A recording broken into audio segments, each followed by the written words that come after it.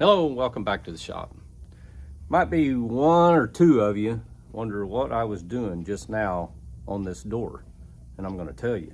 Stay tuned.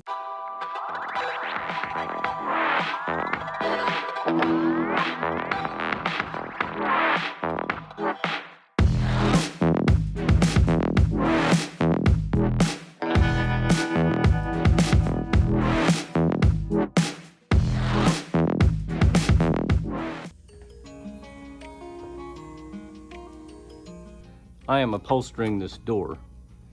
You can see there, down here, it has a silver kick plate area, and then it's got blue vinyl with random nickel nails.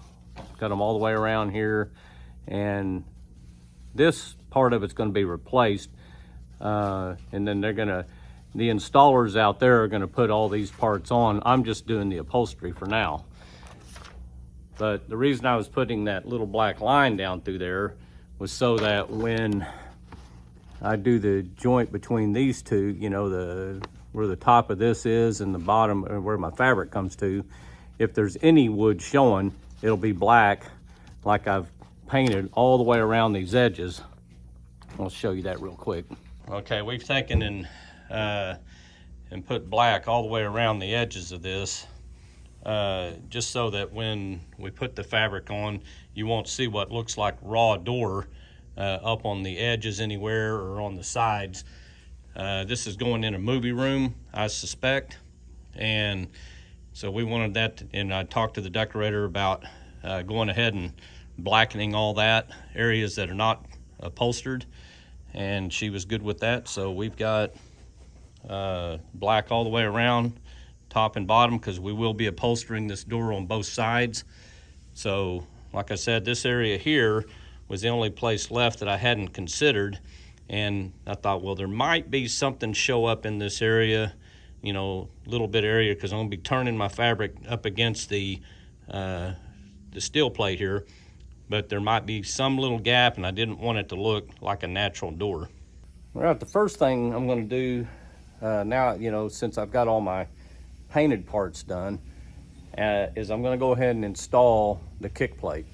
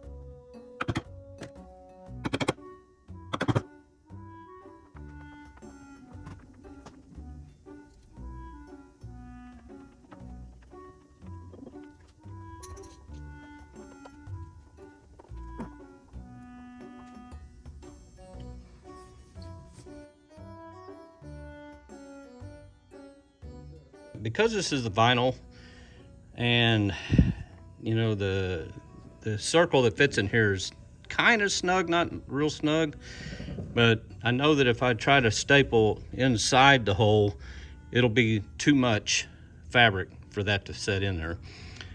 But over here, you can see this has a what looks like almost a 1/2 inch lip.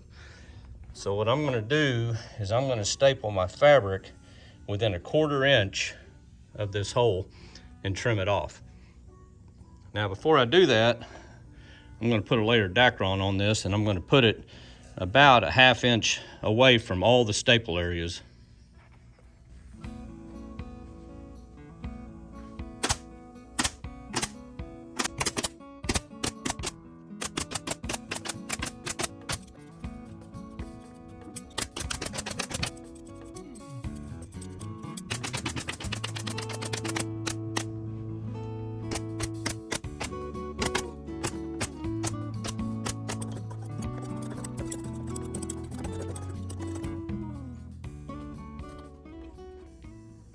Well, I've got the vinyl cut now for it, and it's just about an inch big around, all the way around, cut bigger.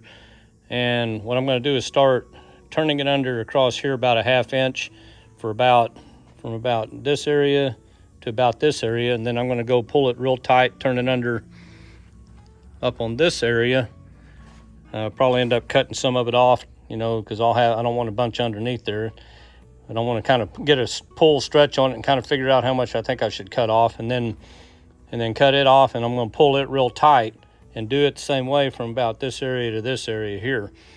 Then I'll come down probably middle ways on here and start working, just a short area on this side and then a short area on that side, just so I can kind of get it balanced out on the pull. And then I can work this one this way, this one this way, that one kind of like that, just like that, kind of get the idea where you kind of. Now with vinyl, again, you don't have to work it so hard like you do fabric. You mainly go that way.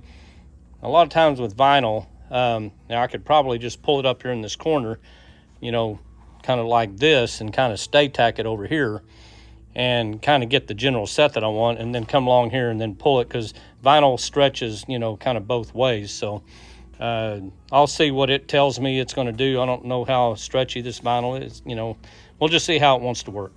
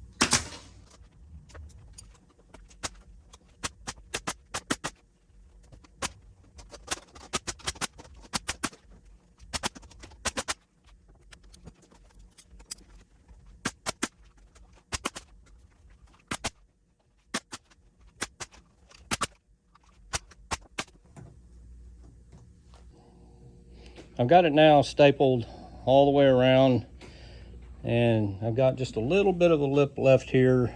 I didn't want to go all the way up to it, So it's about 1/8 of an inch all the way around. And I'll probably take some of these staples out as I put nails in, because I am going to have some gaps and, you know, allow for some gapping.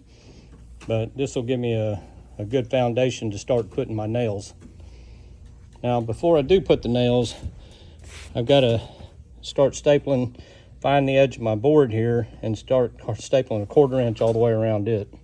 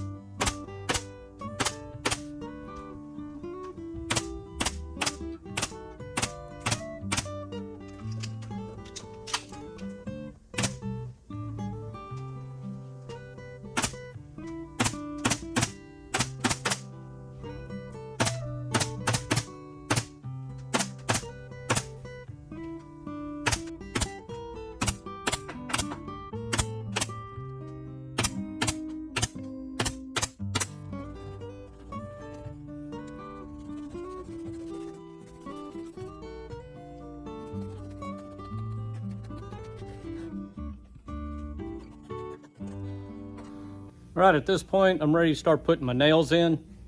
I like to start on the corners and then just kind of, now because it's, you know, everybody's visual sight's usually going to be more towards the middle areas of anything. What I'm probably going to do is start from the bottom and go up to meet my corner one in the upper corner. And same thing on the other side, so I can keep a consistent number. And then if I've got to fluctuate just a little bit, it'll happen at the very top up somewhere where you're not looking. I could do it down on the bottom, you know, but it's going to happen somewhere. And sometimes it doesn't really matter. But sometimes you got to filter in a few, then have a little bit different spacing than you did the whole way through. But we'll see how it runs with these we'll see how that works out with the nails we've got.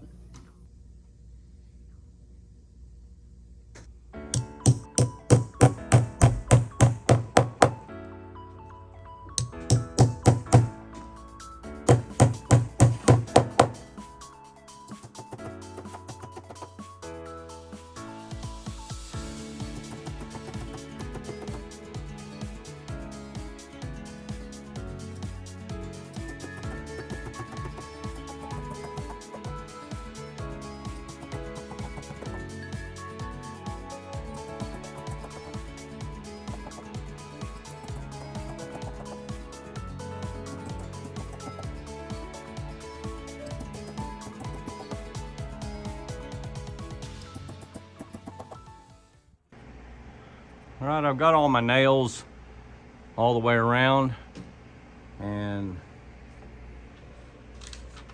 on this work order, you can see there's nails, you know, splattered inside of the area too. There's two, you know, rows of 2 and then some singles in between. So I'm gonna figure those out now. The designer's layout wasn't gonna work with the window, so I reconfigured a new pattern and installed them.